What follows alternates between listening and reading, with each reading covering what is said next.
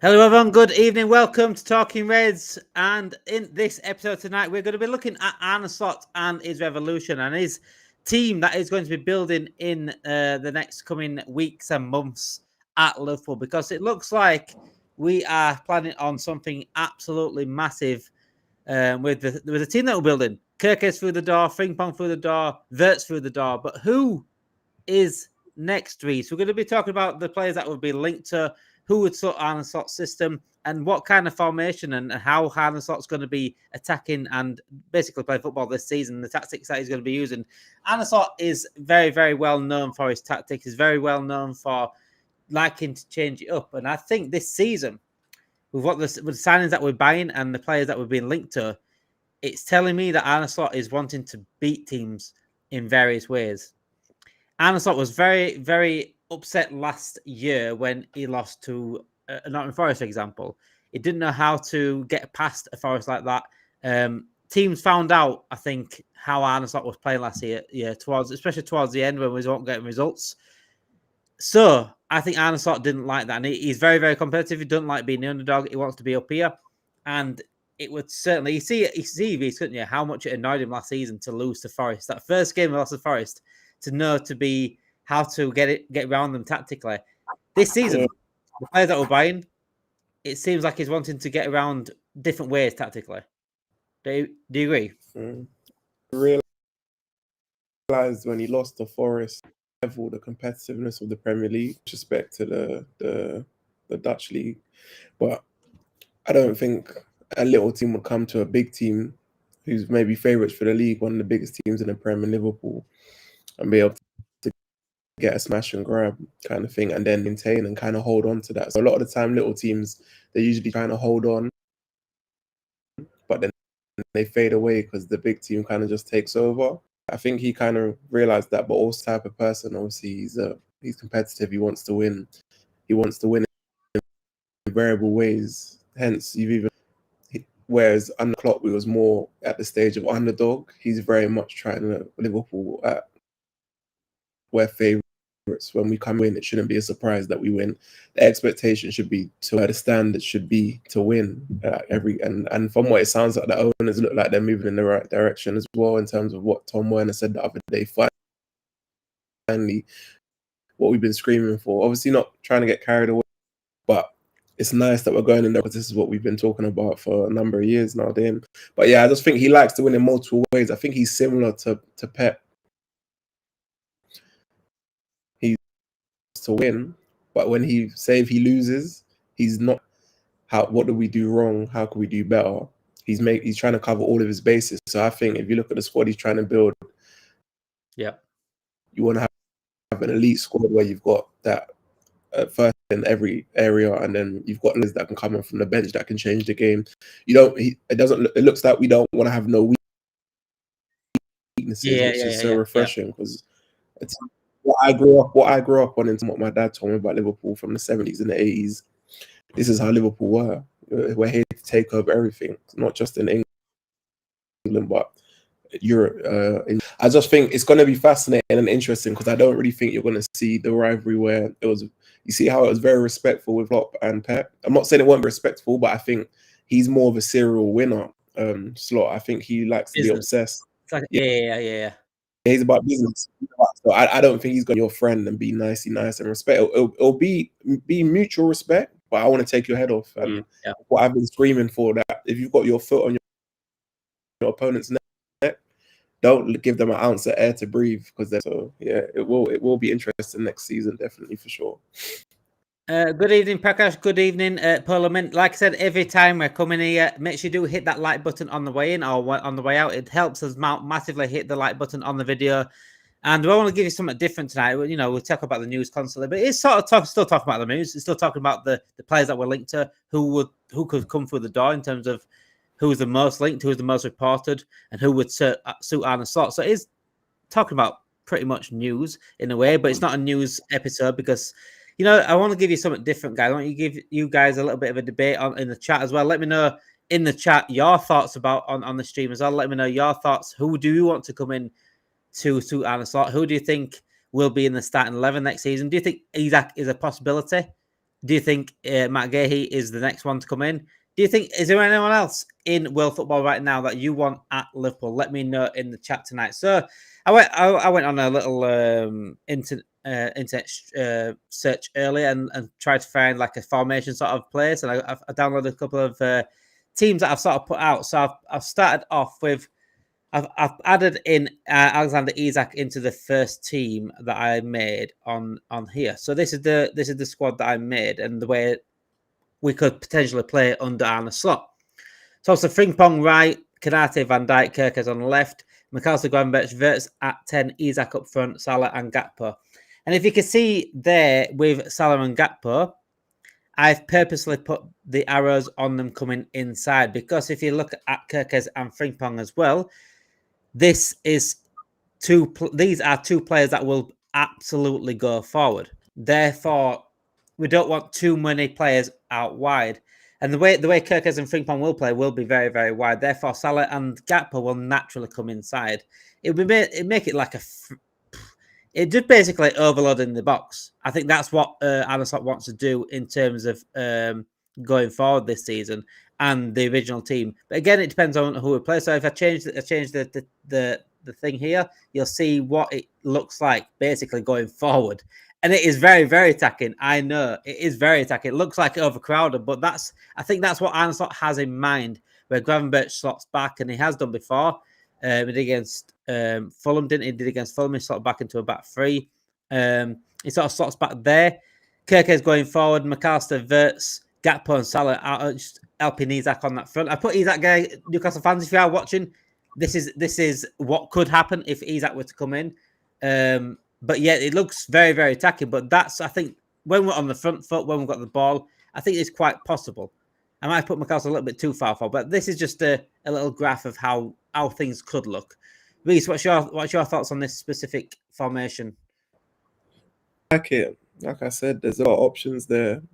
I expect, like I said, the fullbacks to be wide, and I expect Salah and Gakpo, or whether it be Diaz and Salah, to drift in. So that means you have overlapping fullbacks. I think that's kind of similar to a bit of at the start of his era.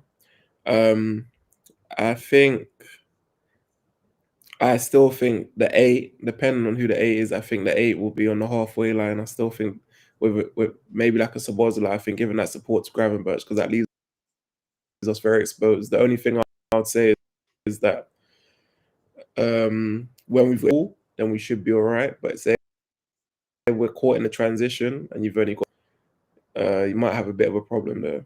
That's what I would say. It's very attacking. Yeah. It is very attacking. But this is what it would look like as it starts off in the game, and obviously defending wise as well. Frimpong and Kerkez hopefully going forward. So I think that graph I did show in terms of the attacking thing. That's the whole idea of when we are on full attack and trying to obviously, as the game goes on, depending if we do need to attack or not, then everyone will drop back naturally. But then you start playing other players like Bradley, for example, is much more defensively sound than Frimpong. Doesn't get as forward as Frimpong. So I think Bradley would come on in certain situations. But I think this is what Arne Slot is wanting to do. He's wanting to play different ways and have different players that can play different ways in certain positions to break teams down in different ways. Because we saw it last season against, I bring up the Nottingham Forest game, he didn't know how to get around it, and he kept playing the same way. It didn't really work. And we need depth in certain positions, like a Frimpong and a Bradley. They give us two different attacking options and two different defensive ways. Salah there on a wing. We could have someone. Are you there, mate? Yeah, I'm here. Yeah. So I'm just going to bring up another lineup as well that I did pull out as well. So this is what I was thinking with if we were to get a Mark Gahey as well. And just like Gravenberch dropping back into that central role, this would work more so with a Mark Gahey and would go three at the back, like a 3-4-3. And again, Frimpong making the width, Kerkez making the width, Salah and Wirtz again coming inside as 2 10s. Basically 2 10s, yeah. Bit better. I think it's a bit more balanced there in terms of as a starting team. Yeah, I think this can be a starting team and work. Gahey, Konate, Van Dijk.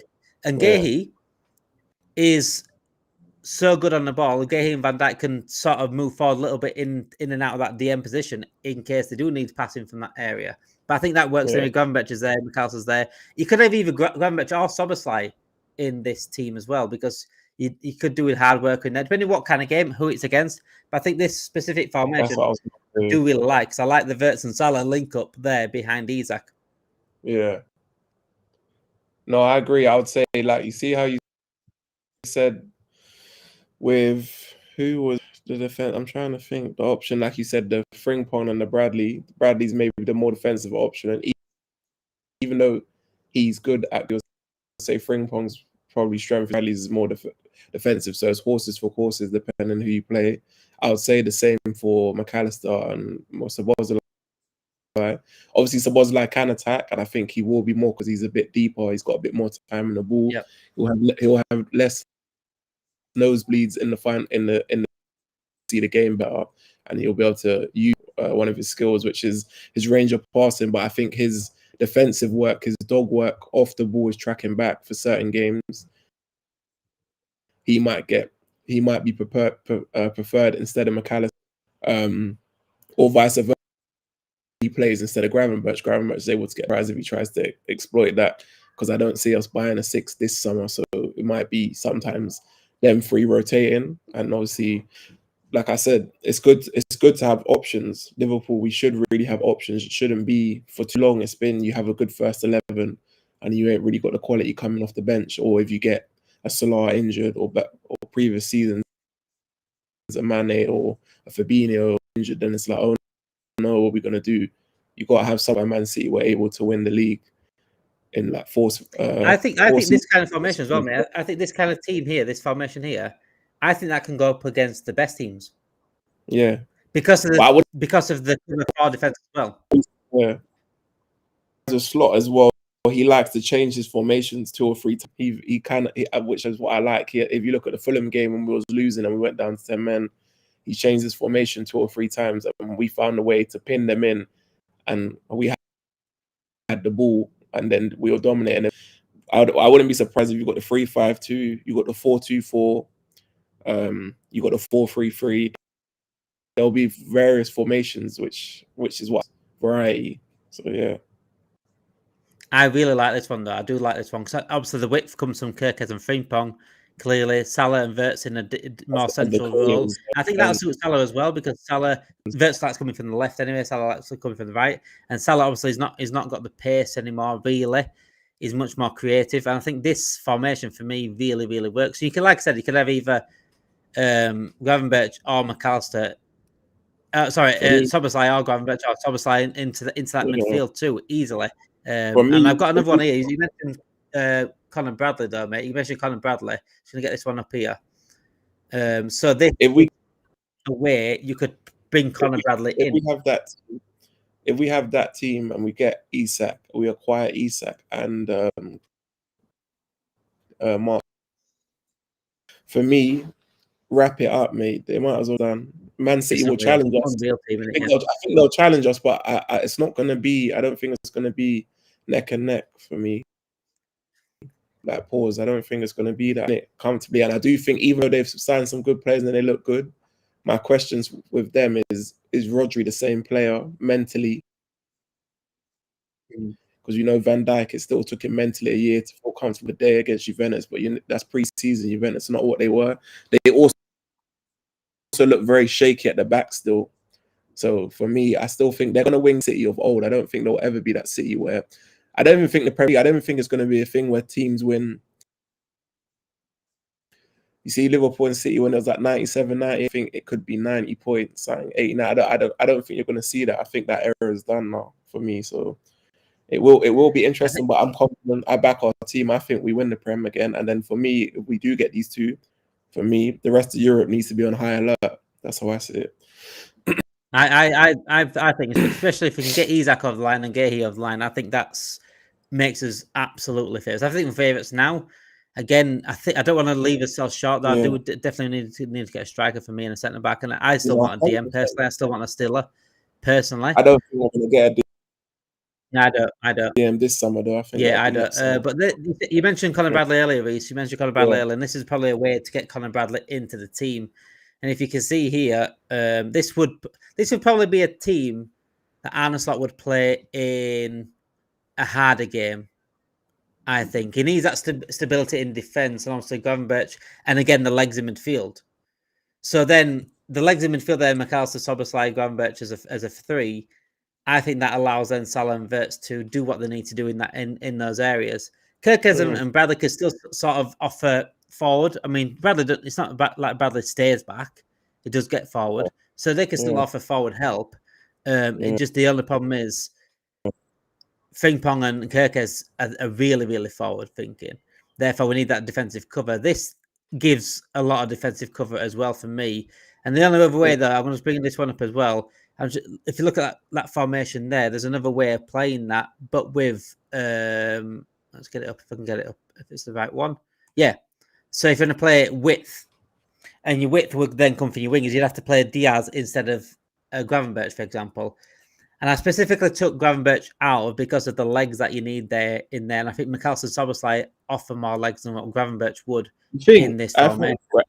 I don't disagree. I think Gravenberch, he's the one with the least legs. I think he's very slow. Yeah, I think McAllister gets more around.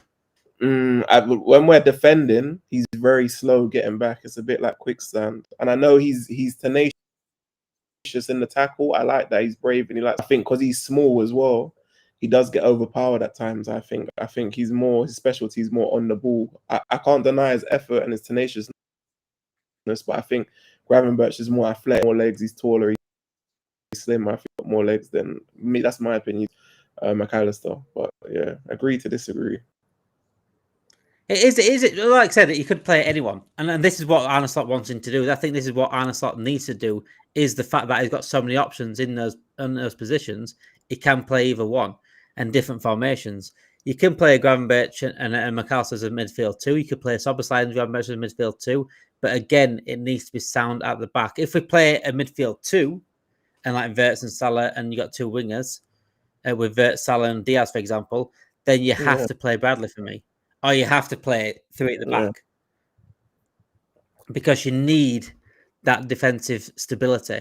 And without the defensive stability, as well as we could have an unreal attack, but we need those players to pick up those players that get in and around that box. It's number 10s especially.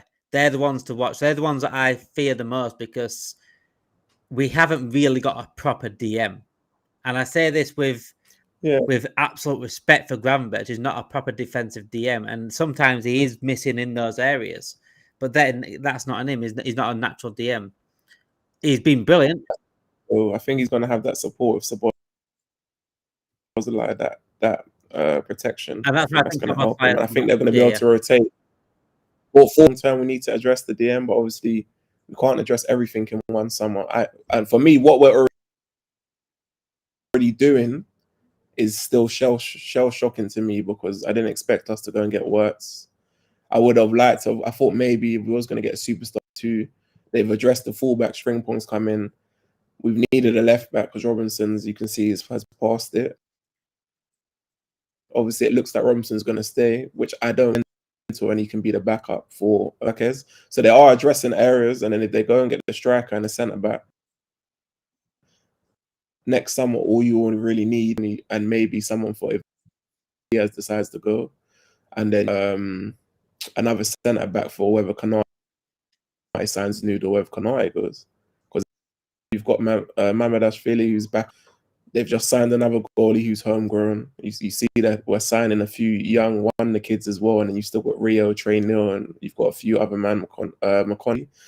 So it's developing nicely. I think once we get that DM next summer, someone like a Rodri type for me. I want someone who is good on the ball, but I want them to be as well like a Fabinho, where they like to get stuck in.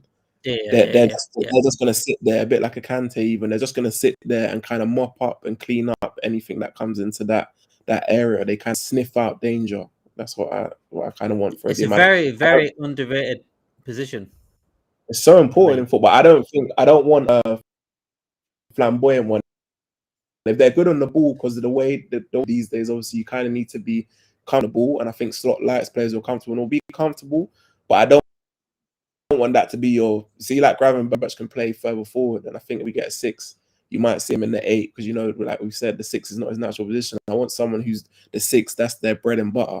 They're just going to sit in front of Van Dijk, Konate, Mark Gay, whoever it is going to be. They're just going to sit in front and clean up. So it kind of takes the pressure off the centre-backs.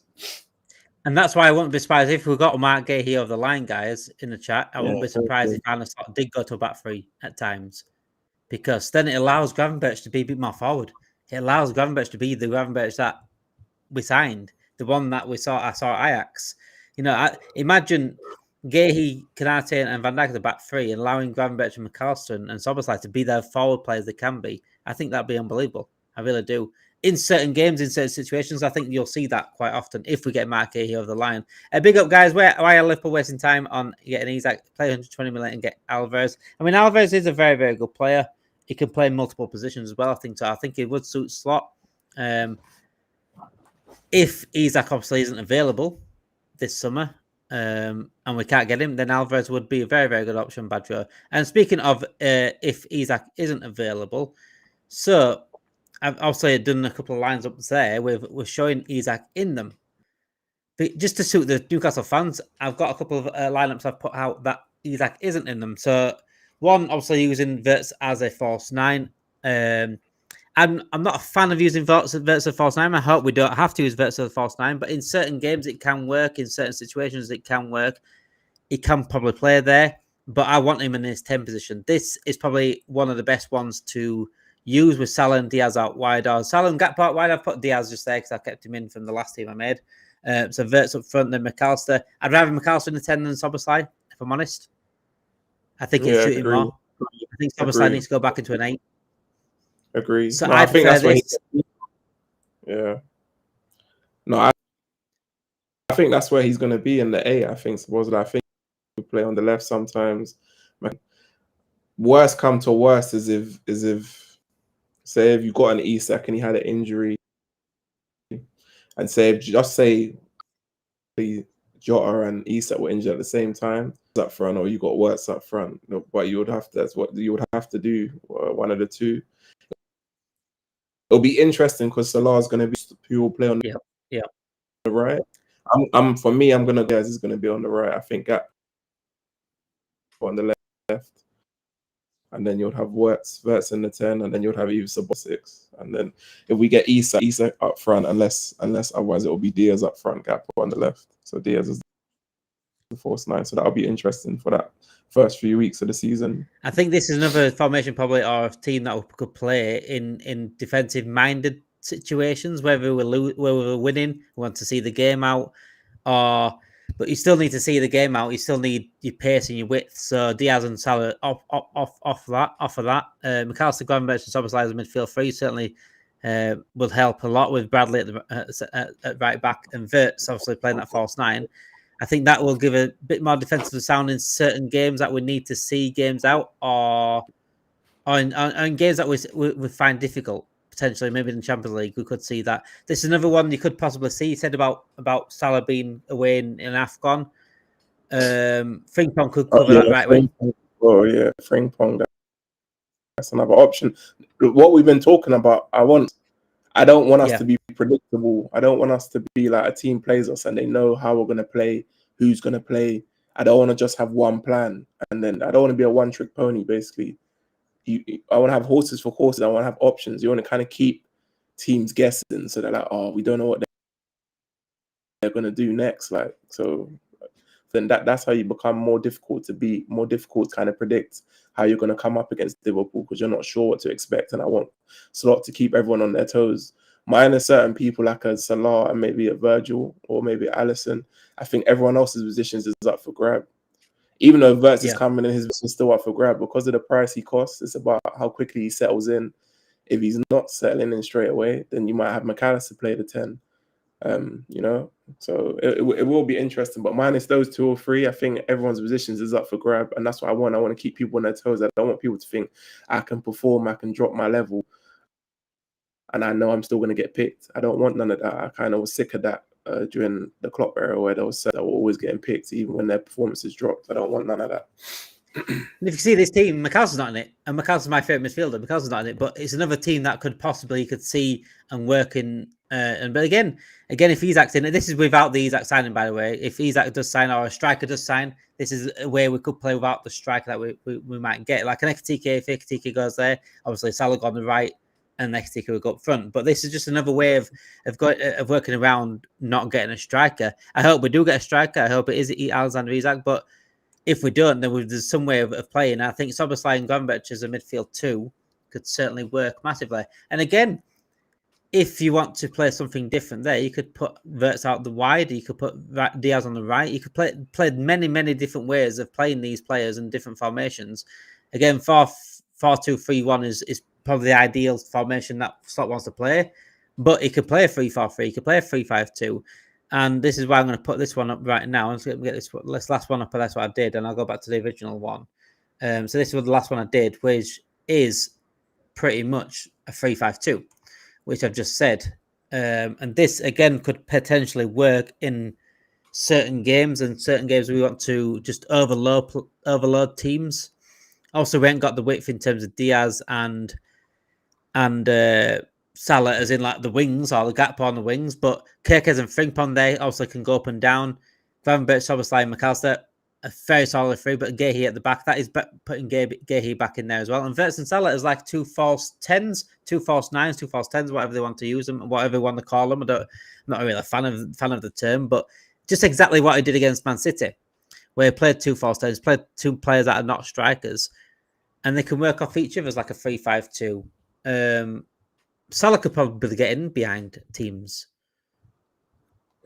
in this formation, really. I think this would work in certain games as well. I think what these formations are, they're not all starting 11s. I think the original one I did was probably the starting 11 I really want to see, with Isak coming in and Gehi being on the bench, obviously.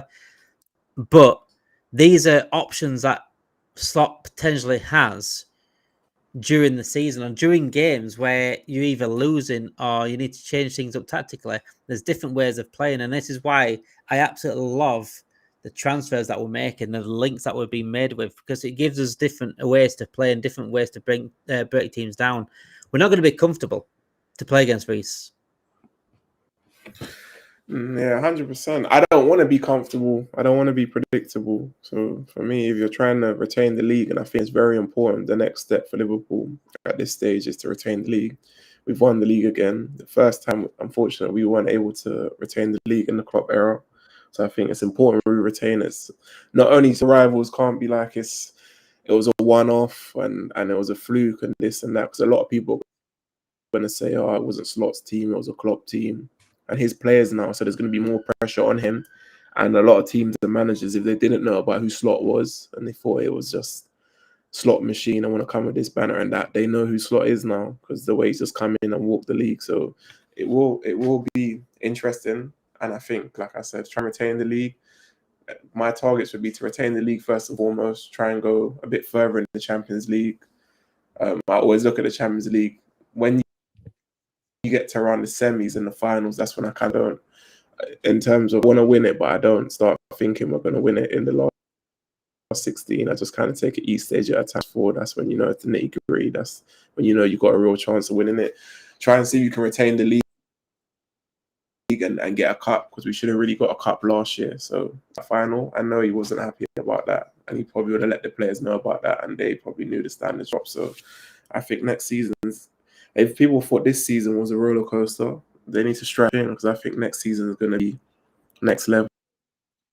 Because Man City, you know what I mean? Especially even what we're doing on here as well. So it's going to be next level. Trying to go to games, the content we're trying to produce as we get more followers. So make sure you smash the like button.